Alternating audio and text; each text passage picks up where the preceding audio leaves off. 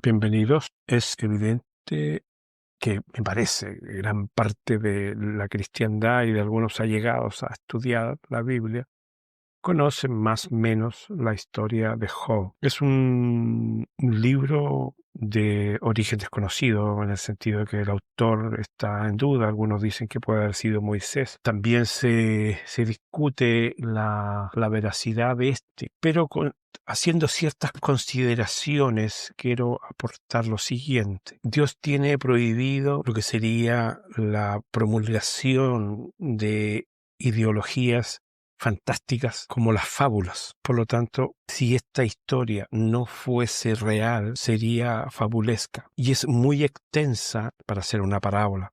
Es una historia real. ¿Y por qué no?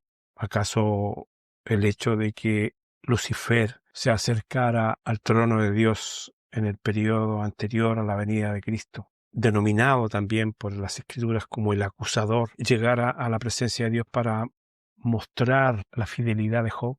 Bueno, ya sabemos en la historia que Lucifer se encarga, como un desafío ante la divinidad, de quitarle todo cuanto tenía Job en esta tierra. Lo hizo perder sus bienes, animales, sus siembras, prácticamente todo lo que tenía. Pero él aún así no negó a Dios y mandó, según Job, al ser humano desnudo a esta tierra, y desnudo tendrá que volver a la tierra. Tendría que irse, o sea, se refiere, no trajo nada material, por lo tanto no llevará nada material.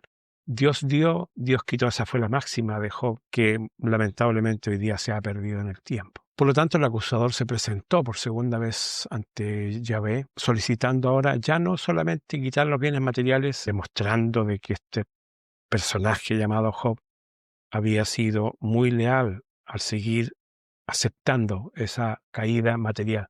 Y le dijo, bueno, posiblemente sea un poquito más firme, pero si tocas su cuerpo, puede ser que termine maldiciéndote. Entonces Jehová lo autorizó y fue atacado por una sarna maligna. Incluso lo hacía rascarse con un tiesto sentado en ceniza. Fue en ese momento que ya la familia, el entorno más cercano, los primos, los hermanos y toda la familia se alejó de él. Y la mujer también, por supuesto, fue una de las que se alejó de él maldiciéndolo. Muere tú y muere tu Dios. Y él comienza un periodo de mayor sufrimiento que piensa ser ya no solamente material, sino que espiritual también. Hijo de Dios a los seres humanos, a los creyentes, al seguidor de la creencia divina, le puede llover sobre mojado. Para coronar esto, en un acto inicialmente que pareciera bondadoso, aparecen sus tres amigos, con un joven más que los acompañaba, y se sientan junto a él, inicialmente sin decirle ni una palabra, que evidentemente eso me parece lo más razonable. Por último, eran una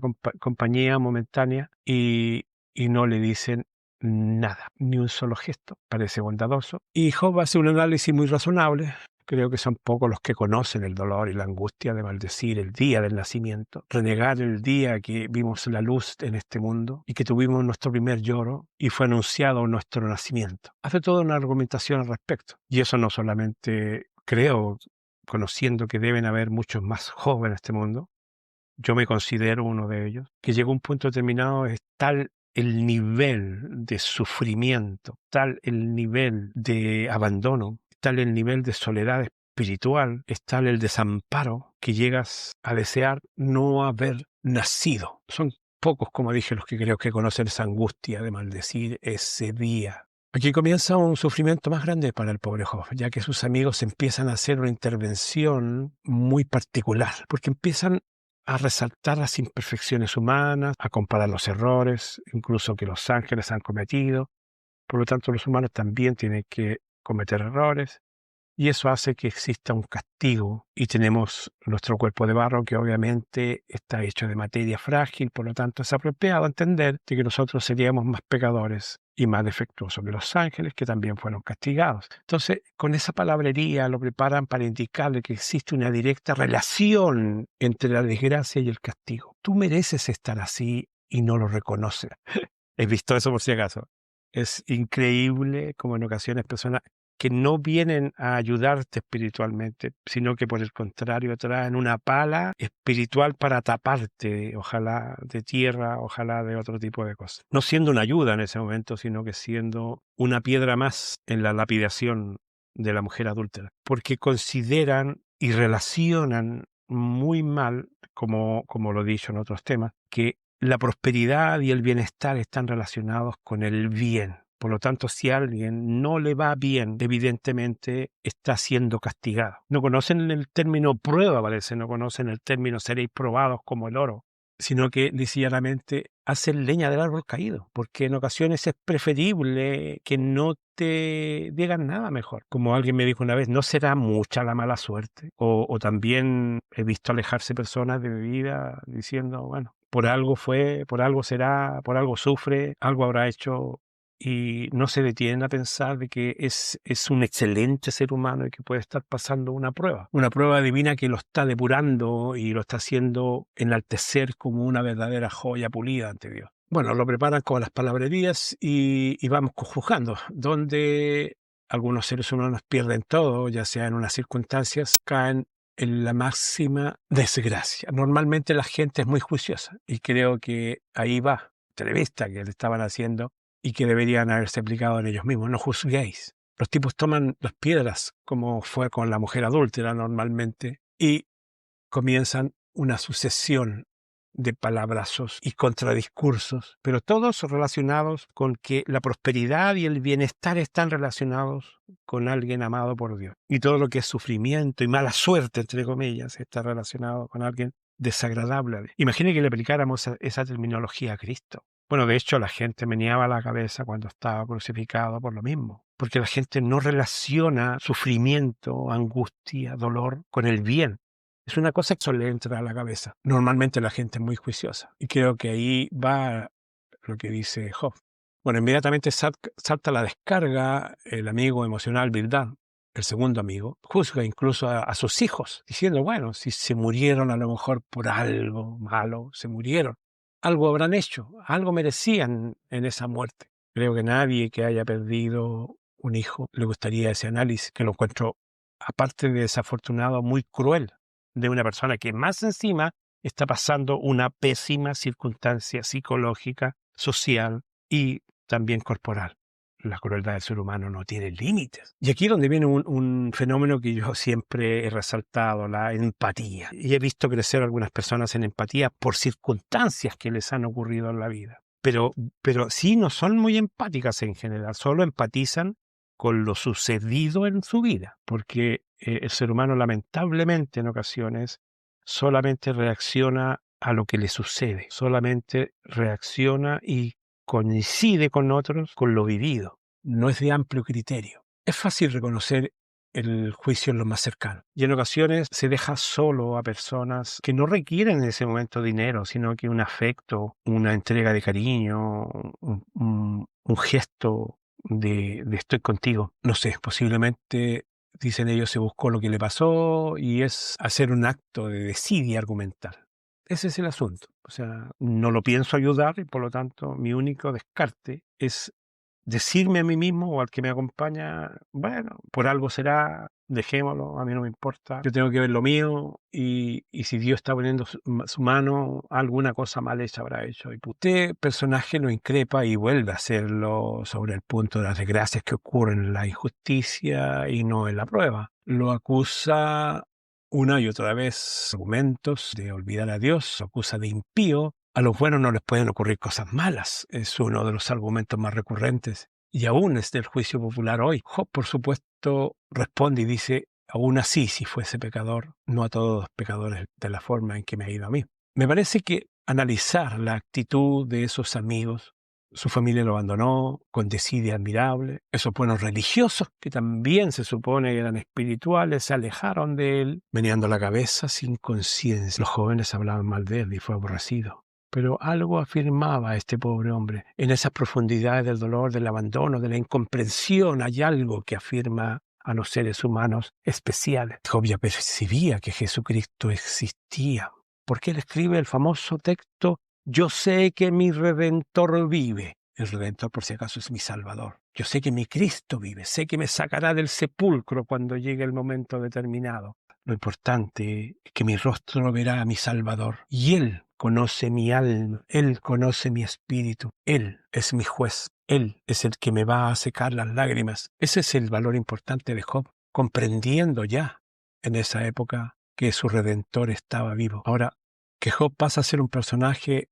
no es lo correcto, no es lo adecuado. Debemos entender nuestro papel en caso de presentarse un nuevo personaje sufriente, con una adversidad tremenda, con una secuencia de gracias tremenda. Aún así, ese ha de haber tenido una relación espiritual. Porque aquí nos está pidiendo un juicio valórico de una persona del mundo, de una persona común y corriente. No olvidemos que Job decía que él tenía una buena relación con Dios en los primeros capítulos. Tenía una buena relación con Yahvé. Él hacía oraciones, hacía sus sacrificios y lo hacía en un reconocido ambiente. Él hacía sacrificios para sus hijos, para sus amigos, para su familia, que sería como el equivalente a un buen cristiano hoy día. No olvidemos que Job tenía un buen testimonio, trataba de tener la mejor relación con Dios posible. No estamos hablando de personas comunes y corrientes, no era un cananeo, un edomita, un filisteo, que no conocía a Dios y bueno, le pasó esto. Hay que decirse todo lo contrario. Lo mismo pasa hoy día, que a un cristiano, a una persona del mundo, o a un cristiano, a un creyente le suceda una serie de desgracias. No juzguemos. Más aún si es cercano, más aún si es tu hermano, si es tu primo, si es tu abuelo, si es tu padre, no sé, si es tu hijo. Pero si no tenemos misericordia con aquel que entre nosotros, entre comillas, fue nuestro hermano en la fe, no tenemos mucha lealtad entre nosotros. Por eso son muy criticables los amigos de Job. Con esos amigos no necesitaba enemigos. Nosotros somos probados todo el tiempo como el oro en el crisol. Y no olviden que el demonio ha descendido sobre nosotros con gran ira. No olviden de que algunos serán puestos en prisión, como dice Daniel. Otros serán pisoteados, degradados. Habrá muchos jóvenes en el tiempo del fin, padeciendo una y mil cosas, porque viene la gran tribulación. Una y mil confabulaciones y mil conspiraciones. Por eso debemos tener un espíritu leal, un espíritu con amor. A pesar de que esos Job igual van a tener una diferencia con los Job que han padecido y que hemos padecido a través de la historia, que hemos estado solos, porque si en la gran tribulación padecemos en grupo, obviamente no nos vamos a atacar porque estamos en grupo. Lo colectivo es más asimilable que lo individuo. Estos Job de la historia han padecido sin la aprobación pública, sin sentir un compañerismo alrededor, solos, abandonados, menospreciados, que le pone un cejo más difícil aún todavía. Por eso debemos tener un espíritu leal, un espíritu de amor. ¿Cuándo te vimos enfermo, Señor? ¿Cuándo te vimos en prisión, Señor?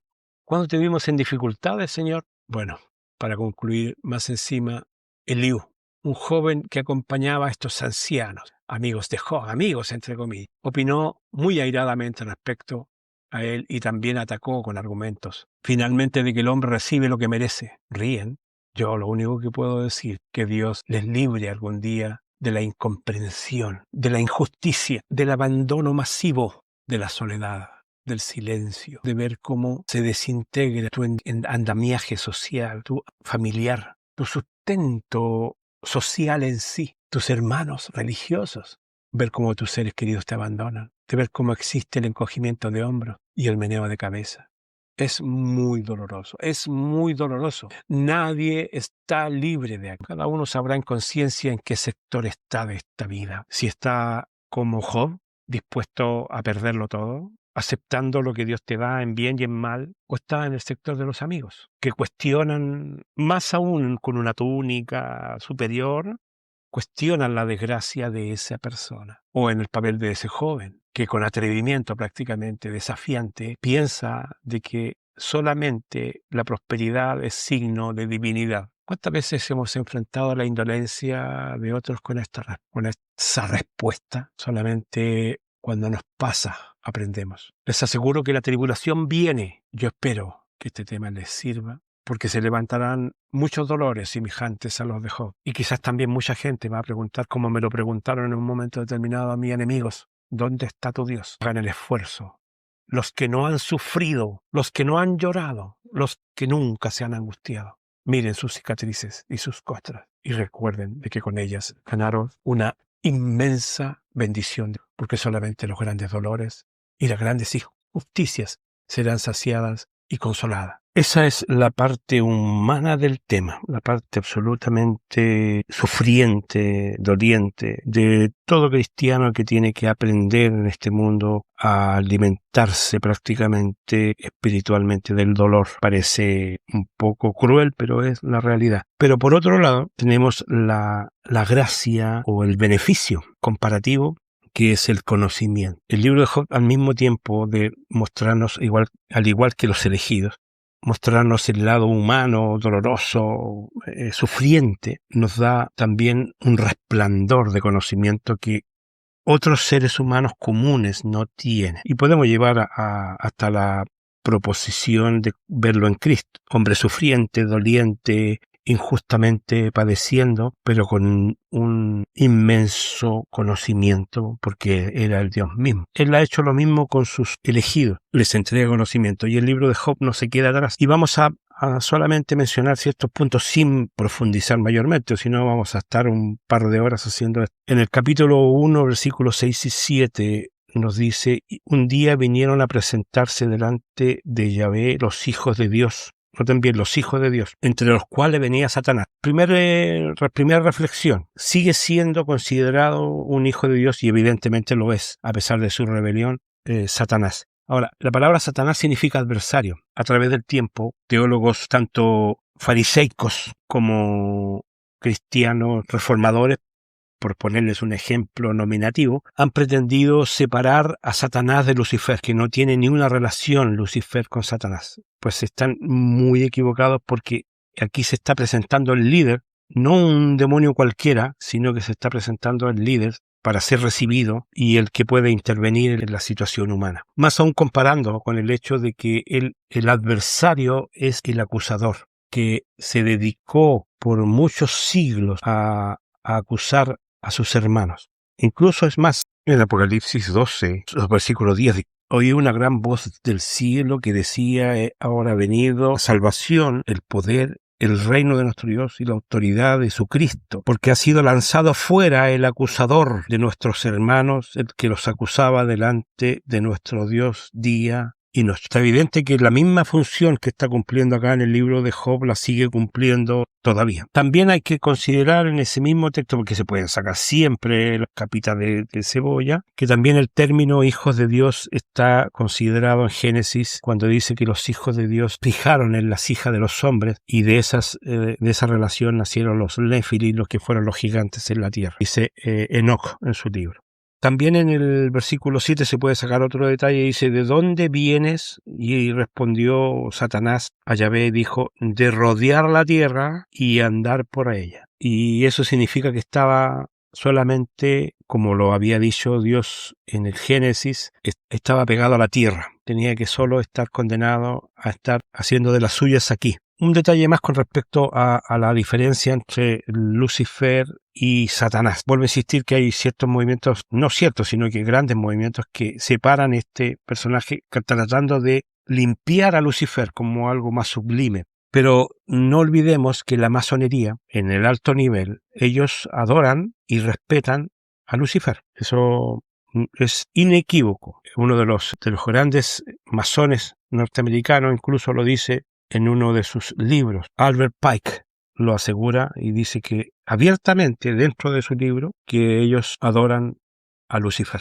Ese sería el primer punto. Ahora, para seguir dando, porque puedo profundizarme más, también tenemos que él tenía el conocimiento de que había un Salvador, había un Redentor, un ser, un Mesías que habría de devolverlo a la vida, que había un plan más profundo que al final de los tiempos iba a terminar en una resurrección. En el capítulo 19 de Job, el versículo 25 al 27, nos dice lo siguiente: yo sé que mi Redentor vive, y al fin se levantará sobre el polvo, y después de deshecha esta mi piel, en mi carne he de ver a Dios, el cual veré por mí mismo, a mis ojos lo verán y no otro, aunque mi corazón desfallece dentro de mí. Un conocimiento muy profundo. Está hablando de la resurrección mucho tiempo antes de la segunda venida de Cristo. Si nosotros somos bien apegados a los hechos reales, este texto no se ha cumplido, y sabemos que es uno de los puntos más esenciales del retorno de la segunda venida de Cristo. Bien, ahora con respecto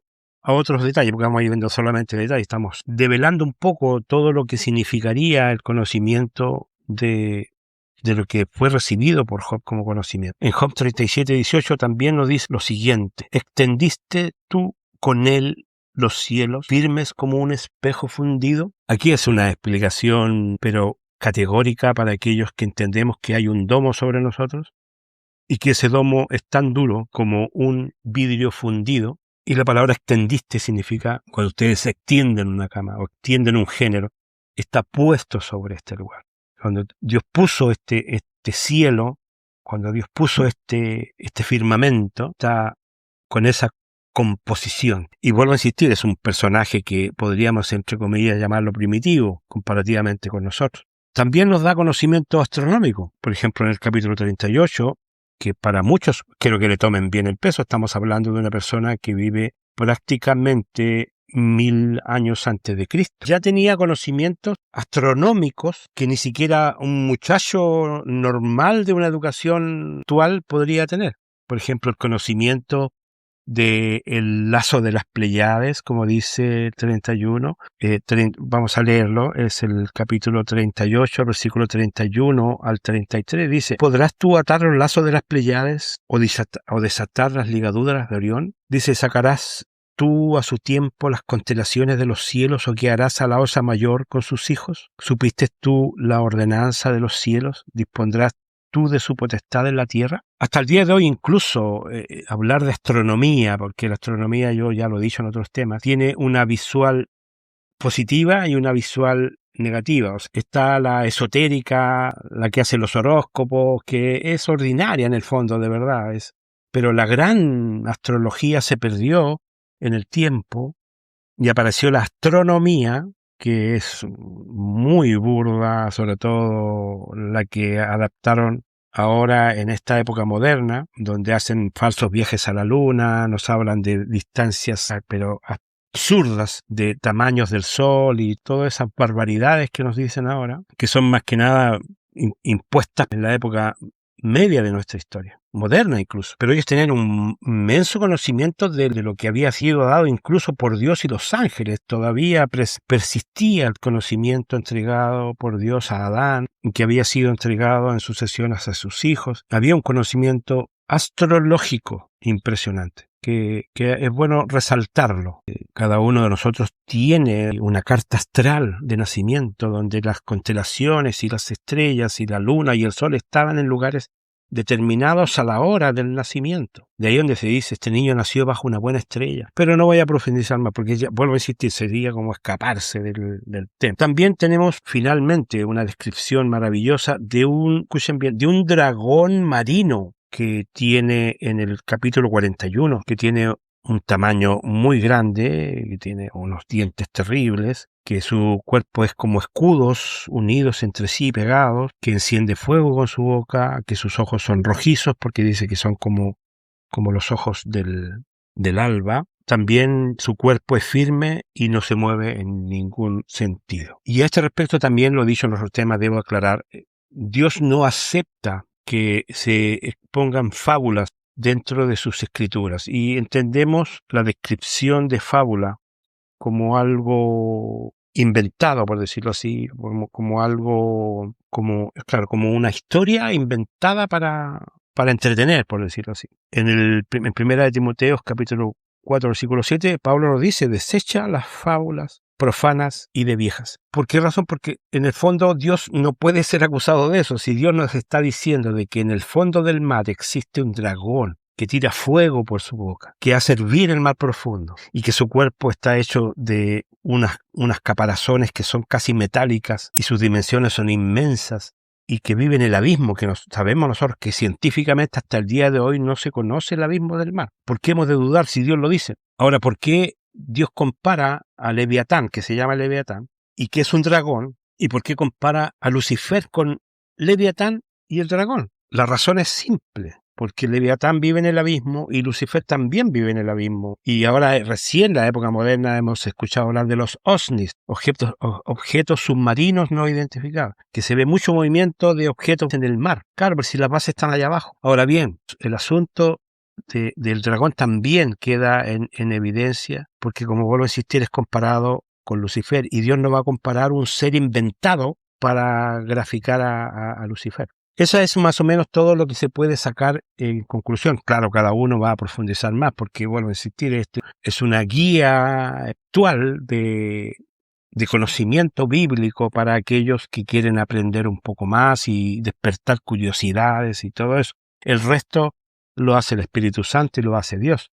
No puede ser pretensión personal que yo he de develar los grandes misterios de la humanidad aquí, sino que lisa y llanamente estoy poniendo a la escritura en un nivel más alto del que está, porque el libro de Job siempre ha sido un librito entretenido, con un grado de ejemplo, de superación y todo eso, todo lo demás se le ha dado en Babilonia normalmente. Lisa y llanamente toman la historia como mucho sufrimiento y después mucha compensación, que eso es lo que le importa a Babilonia, que haya prosperidad después para que esa persona siga cooperando en el medio religioso. Pero en el fondo acá es mucho más allá.